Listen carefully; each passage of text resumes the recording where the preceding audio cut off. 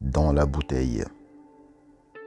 Cette série d'histoires nous est proposée par La Douce Princesse de Bango City. Merci d'avance. J'étais amoureuse, j'étais naïve et je n'avais pas prévu que ça tourne au cauchemar. Je n'imaginais même pas que de telles choses pouvaient m'arriver, vu l'amour que mon cher mari me portait depuis tant d'années. Il a fallu que je ferme les yeux pour lui faire plaisir. Et c'est ainsi que j'ai laissé le mal entrer dans ma maison et dans notre vie. Madiba, ma chérie, regarde sur Messenger, je t'ai envoyé une photo d'un sac que je viens de voir dans une boutique. D'accord, Kofi, attends que je me connecte. Je suis en train de travailler. En ouvrant mon Messenger, j'ai trouvé la photo d'un très beau sac comme je les aimais d'ailleurs. C'est normal, mon mari connaissait mes goûts et ce sac se trouvait dans la boutique de femmes la plus chic du pays. Tout de suite, je ne me suis pas demandé ce que mon mari faisait dans cette boutique, lui qui n'avait même pas souvent le courage de m'accompagner lorsque je faisais mon shopping. Je lui ai directement répondu que j'aimais ce sac et que je le voulais. D'accord, je te le prends. À ce soir, me dit-il. Je me suis remise au travail. Je me nomme Madiba, digne fille d'Afrique de l'Ouest. J'ai rencontré mon mari lors d'une conférence de presse que je dirigeais. Je travaillais beaucoup dans l'événementiel et j'avais la chance de côtoyer des personnes connues. Mais ce qui m'avait plu sur cet homme grand de taille, calme, propre, courtois, c'était sa discrétion du grand public. Pourtant, il était quelqu'un de très connu et de très influent. Kofi, mon mari, avait tout de suite compris que j'étais tombé sous son charme. Je ne m'étais pas gêné de le lui avouer. Ce même soir, nous avions couché ensemble après la conférence. Comme toutes les femmes, j'ai eu peur que Kofi n'ait juste eu ce qu'il voulait. Mais non. 8 mois après, il me demanda en mariage et 2 mois après la demande, je devenais officiellement sa femme. Notre vie était belle. En 5 ans de vie commune, nous avons eu 2 belles petites filles dont on s'occupait très bien. Le calme de cette relation parfois me faisait réfléchir, et c'était sans penser au fait que le ciel ou alors la nature me préparait quelque chose de très lourd à supporter. C'était mon mari. J'avais entendu sa voiture se garer dans la cour et le gardien lui ouvrir le portail. Sauf que là, il était tard et il savait très bien que je n'aimais pas quand il rentrait tard. Connaissant ses horaires, lorsque cette heure passait, je savais qu'il était en train de boire un verre avec des amis quelque part et je n'aimais pas qu'il conduise étant ivre. D'où viens-tu, Kofi, à une heure si tardive? Chérie, laisse d'abord les problèmes, tiens ton cadeau. Ce n'est pas ce que je t'ai demandé, Kofi. Tu sais très bien que je n'aime pas quand tu rentres tard. Les enfants dorment sans te voir une journée entière. Est-ce normal, Kofi? Madiba, sais-tu ce que je faisais? Kofi, si tu n'étais pas en train de boire avec tes amis, que faisiez-vous d'autre? Je n'ai bu aucune goutte d'alcool, ma femme. J'étais en train de travailler. Kofi me bouscula et traversa la porte pour la chambre. Effectivement, il ne sentait pas d'alcool. Il était lucide. J'ai cru à la justification de son travail. Je fus obligé d'aller m'excuser pour tout, en appréciant son cadeau. Et afin qu'il oublie ma petite scène, je voulus aller plus loin, le caresser, lui faire l'amour. Mais il me répondit, « Pas ce soir, je suis mort de fatigue, je t'en prie. » Je ne fus pas trop surprise et nous allâmes nous coucher. C'étaient là les premiers signes que je refusais de comprendre. Kofi était constamment en train de me faire des cadeaux, et tous ces cadeaux sortaient de la boutique chic de femmes dans laquelle il refusait souvent d'entrer. J'ai alors commencé à me poser des questions. Le jour où il me rapporta une robe, une très belle d'ailleurs, je lui ai demandé, « Dis-moi, Kofi, que fais-tu dans cette boutique chaque jour? » « Mais je me plais à offrir des cadeaux à ma femme. Où est le mal? » « Kofi, depuis qu'on se connaît, tu n'es jamais entré dans cette boutique avec moi, mais subitement ça change. Tu t'y plais à y aller tout seul. » « Mais Madiba, c'est sur ma route de travail. C'est normal que lorsque je passe et que j'aperçois une robe qui puisse te plaire, je te la prenne. Je me dis qu'elle t'ira à merveille, mais si tu veux que j'arrête, je vais le faire. » Je n'ai plus rien dit après ça et j'ai laissé le temps passer. Après la séquence des cadeaux, c'était le sexe. Mon mari adorait faire l'amour. Par semaine, on pouvait le faire 6 à 7 fois. Mais là, depuis quelques mois, tout avait pratiquement changé. Notre fréquence de rapport est passée de 6 à 3 fois, voire même 2 fois par semaine. Lorsque je lui demandais pourquoi, il me disait toujours qu'il travaillait beaucoup. Quelques mois après, il commença à découcher. Il justifiait cela par des missions dans le pays. Mais j'ai su qu'il mentait. Lorsque j'ai commencé à réaliser cela, j'ai compris que les choses n'allaient pas bien du tout. Je n'avais pas la force et le courage d'espionner mon mari. Je préférais qu'il me dise la vérité. Et je lui étais dévoué. J'ai dû le harceler pendant des mois avant qu'un soir, il m'appelle et me dise «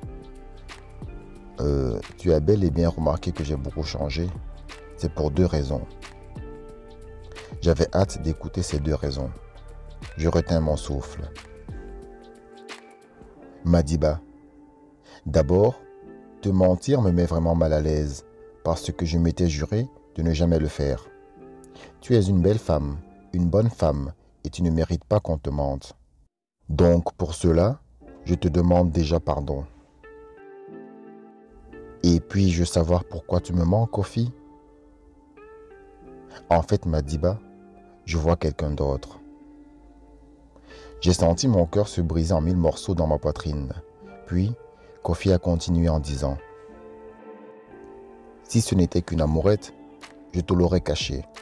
Et cela n'aurait même pas duré. Mais je ne suis pas avec elle juste pour le coup d'un soir ou pour me distraire. Je veux l'épouser. » Je ne savais pas quoi dire. Déboussolé, j'ai seulement eu le courage de lui demander « Kofi, et qui est cette femme ?»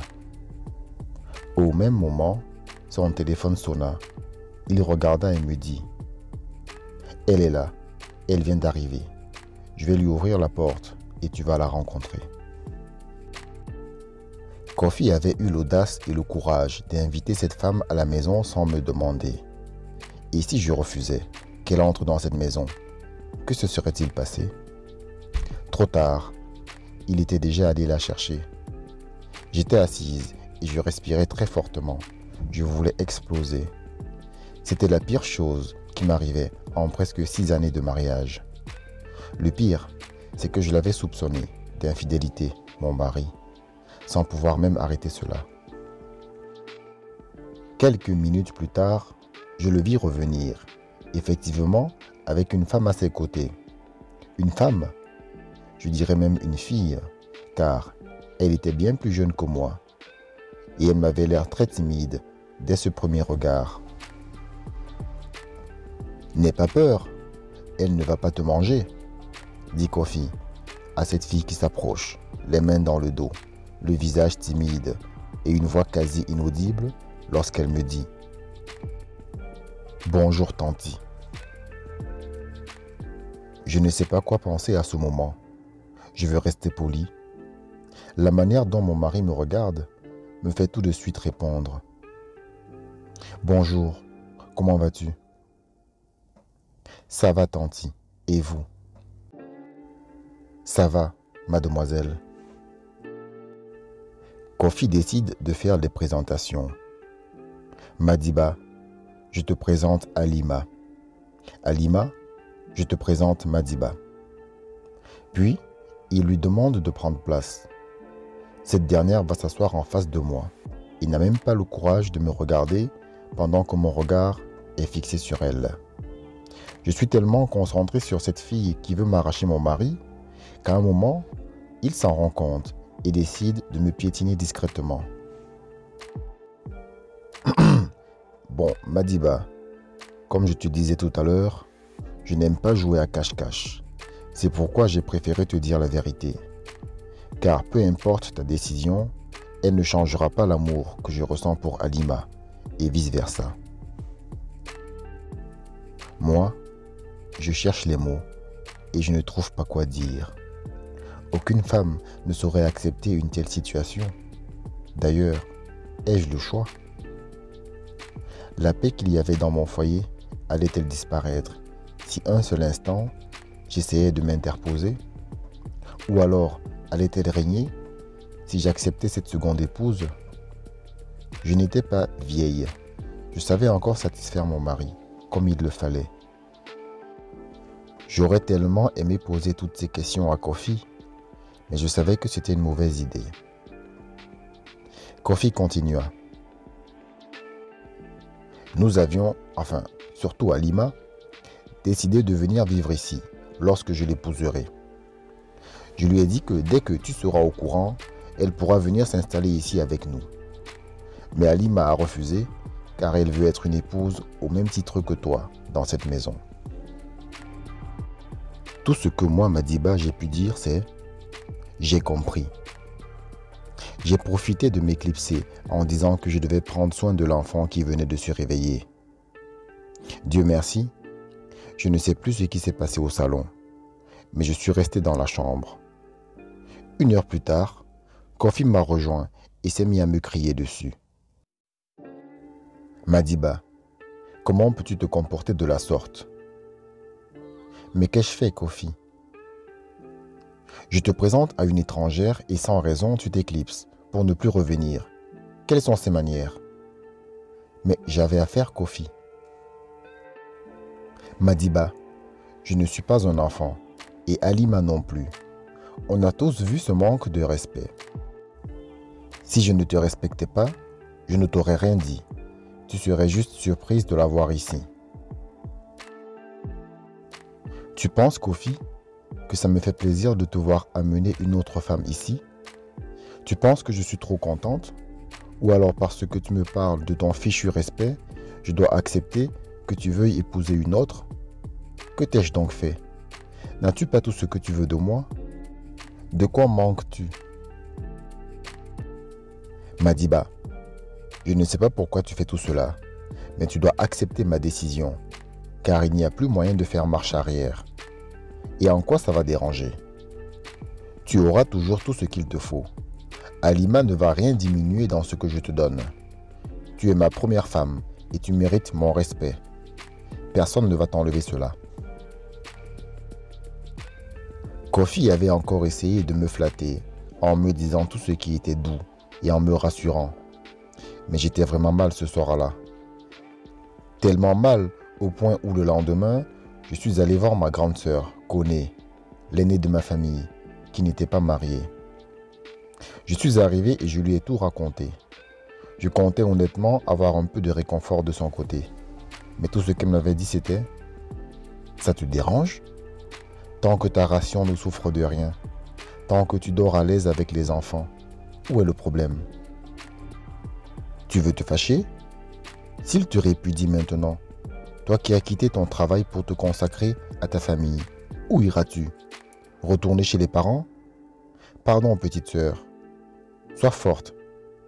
C'est toi-même qui avais accepté le mariage sous le régime possible de la polygamie, comme le propose la loi. Koné, j'ai signé naïvement. Je ne pensais pas que Kofi pouvait faire ça. Eh bien, supporte donc, Madiba. Et rien ne dit que tu vas souffrir. Calme-toi et maintiens ta place de première femme. Ma grande sœur a fait tout son possible ce jour-là pour me convaincre d'accepter ma situation. Je suis rentré à la maison avec l'idée d'accepter que mon mari épouse cette femme, Halima.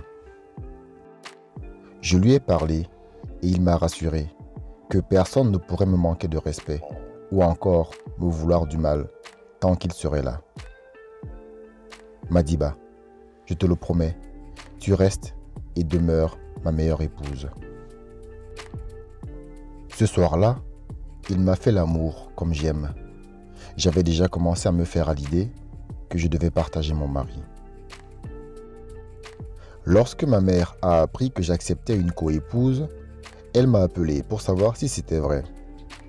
C'est ma grande sœur Conée qui était allée tout lui rapporter, malgré que je lui avais dit que j'avertirais en personne ma mère.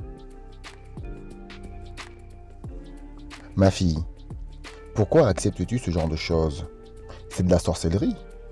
Toi qui es encore jeune, veux-tu mourir? Mourir? Pourquoi maman? Chacune sera de son côté. La maison est très grande pour qu'on ait des problèmes, elle et moi. Même si elle était dans une autre ville. C'est quoi cette histoire de foyer polygame? Pourquoi donc as-tu accepté une telle affaire? Madiba, je ne suis pas d'accord. Tu n'es pas d'accord, maman, mais c'est mon couple. Et si je te dis que tout ira, alors tout ira. D'accord, ma fille, mais ne compte pas sur moi pour venir à ce mariage. Je n'ai pas répondu à ma mère, car je me suis dit qu'elle n'était pas sérieuse. J'ai donc continué ma vie de couple, mes derniers moments passés avec Kofi, juste nous quatre dans la maison, c'est-à-dire lui, nos 2 filles et moi. Certains soirs, maintenant, quand il rentrait tard, je ne lui demandais plus d'où est-ce qu'il sortait, car j'imaginais qu'il la voyait. Toujours rapide, 8 mois après me l'avoir présenté, Kofi épousait officiellement Halima. Un mariage auquel ma propre mère avait refusé d'assister. Voici donc comment je venais de laisser entrer dans ma maison le diable qui devait me pourrir la vie.